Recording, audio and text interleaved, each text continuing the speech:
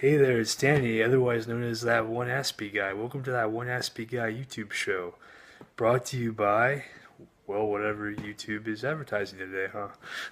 Anyways, welcome to my show and thank you for the support for the show last week. I really appreciate it. I really hope it continues like that. And uh, as you all know, I have Asperger's syndrome, which is what they call as Aspies for short.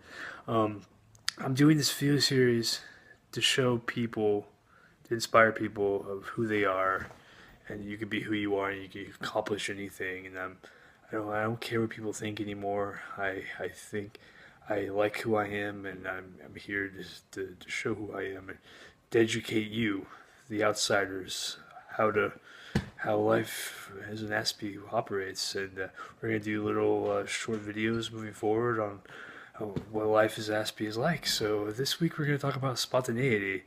I'm going to tell you about spontaneity. Both spontaneity and the word change are two words that we as Aspies, or anyone with autism for that matter, do not like at all. and we're not spontaneous people. We are analytical. We are logical thinkers. We think ahead. We plan ahead. We're very organized, and we do not like off the cuff, out of the box thinking.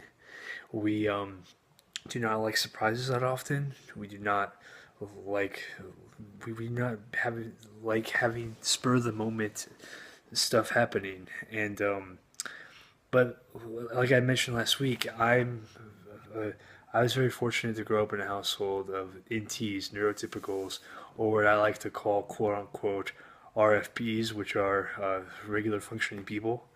And what I learned from them was they're very social. They went to social settings, social gatherings all over the place, and I learned a lot from them.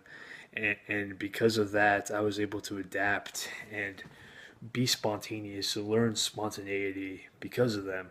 Because I was thrust into situations where I had to be the center of attention sometimes, had to get to know other people, be around crowds. Even though I hate that to this day, I still I could adapt to it and be okay with it when the opportunity presents itself. So yeah, I was very fortunate. But other people like me are not so fortunate. They have a form of agoraphobia where they don't like the outside world and they actually stay in their houses all the time, never leave, have food delivered, so on and so forth. And it's really really awful. But at the same time, that's just how it is, you know. And they've learned to cope with it as best they can.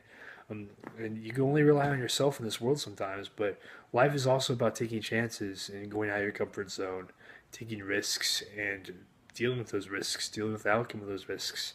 That's what life is about, or at least what I think life is about. And I'm here to inspire people, show that anyone, if any, with any form of disability, can do anything, and you have to embrace who you are, and you'll get far in life with that mindset.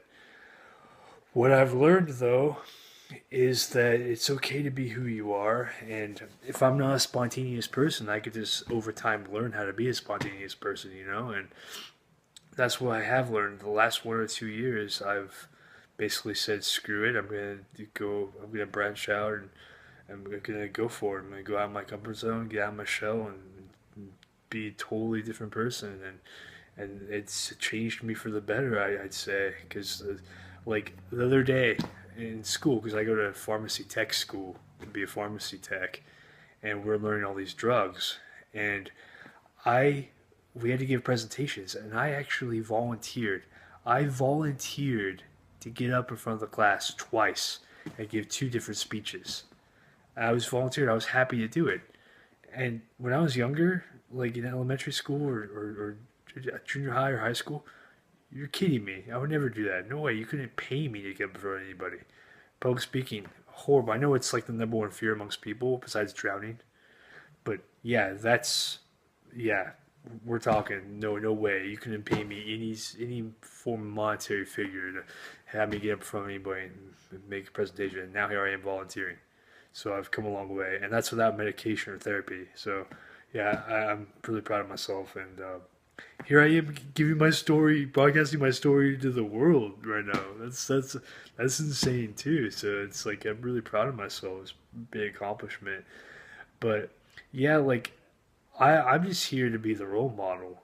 Other people like me, the younger children, the younger adults, they're struggling out there. And I wish I knew who they were. I wish I could give them a big hug, even though most of them don't like to be touched. But I wish I could just give them a big hug and tell them everything's gonna be all right. Tell the parents everything's gonna be all right. You know. But not everyone had the support system I had, where I was able to be thrust into situations and mimic my siblings or my parents' behavior of how to cope with that situation. And that's what I would do. I would look at them and see what they were doing, and I'd mimic that behavior and learn to deal with it. But like other people don't have that option, so I really wish I could help them. I hope this video gets to them. They could see that everything's gonna be okay. But anyways, back to us talking about spontaneity. We're not very spontaneous people, and we do not like change. We need everything to be set schedule. Like if we go camping and stuff, right, or go on a vacation, we pack extra stuff just in case like a natural disaster happens. We think ahead of everything. We think of everything. We assess every situation, like I said. So we're just very fully prepared. So we can't just be like, oh yeah, we'll just throw a pair of underwear and a t-shirt and pants in the bag and I'll buy clothes when I get there. We can't have that mindset. It bothers us. We have to have everything organized there. So I lay out my clothes every night. The night before I in the morning. The night before I have something planned for the next day, I lay out all my clothes on my bed, on the edge of my bed, so I know what to wear the next day. I have to have everything organized. It's beyond crazy, But that's the life of an Aspie. We're very logical thinkers, and we assess everything. It's crazy, but it's awesome at the same time, And yeah, like when you're younger, you're picked on and stuff for being nerdy and with because I was like into like crossword puzzles, board games, card games, to computer stuff. I had a lot of online friends, and like just people thought I was weird. But whatever. You get older. Now look at me. I could probably I could probably do a lot of stuff. I could probably think of like something to save the world one day. Who knows? But yeah, I just of high intelligence, and I love that. Human behavior has never been my strength. I've studied it for years. I still don't understand people.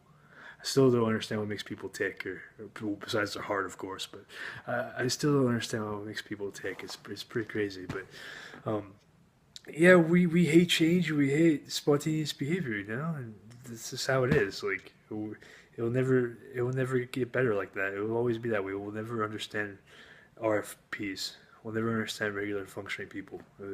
We never will. But we're proud to be a part of society.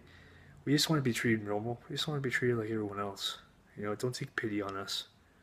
Don't treat us like we're heavily disabled and we need to be taken care of, or that we have the plague. Don't look at us differently. We're regular people. If you ever meet someone that's autistic, you'll realize that he's probably the smartest guy in the room. And you should use that intelligence to better yourself.